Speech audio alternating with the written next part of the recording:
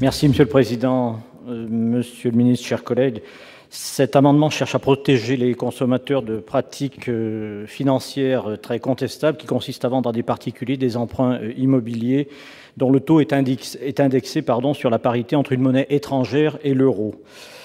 Vous savez que l'Assemblée nationale vient de rendre public les résultats de la commission relative aux emprunts toxiques contractés par les collectivités territoriales. Et il s'agit là d'une forme d'emprunts toxiques qui ont été contractés par des particuliers. Il y a actuellement, selon les dires même des organismes bancaires, 4000 ménages concernés par ce problème pour un préjudice global, selon les ménages concernés, qui avoisinerait les 100 millions d'euros. Concrètement, ce sont des ménages qui ont emprunté dans la perspective d'un investissement immobilier et dont le taux de remboursement, ils ont emprunté sur une monnaie, sur le franc suisse, et ils doivent rembourser en euros.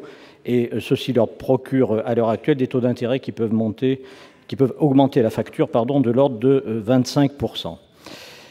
Il ne s'agit pas d'entrer ici dans le contentieux qui est en cours entre ces emprunteurs et la banque, mais de tirer les conséquences de ce qui s'est révélé possible, manifestement, et de prendre les mesures pour l'interdire à l'avenir.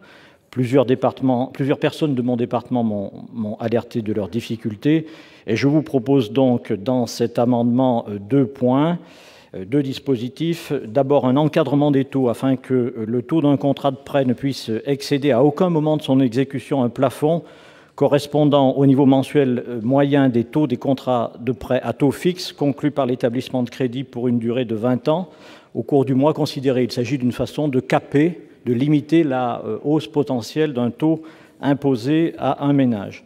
Et le deuxième point, l'interdiction de libeller un prêt dans une monnaie tout en exigeant son remboursement dans une autre monnaie afin de protéger les ménages contre les risques de change par nature imprévisibles, comme le montre cet exemple. Ce sont les 2 points de cet amendement.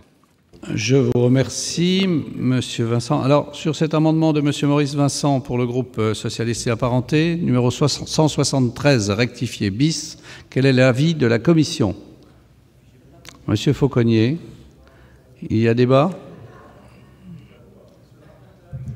Il y a débat, là, sur le... Favorable. Favorable. Bien. Donc,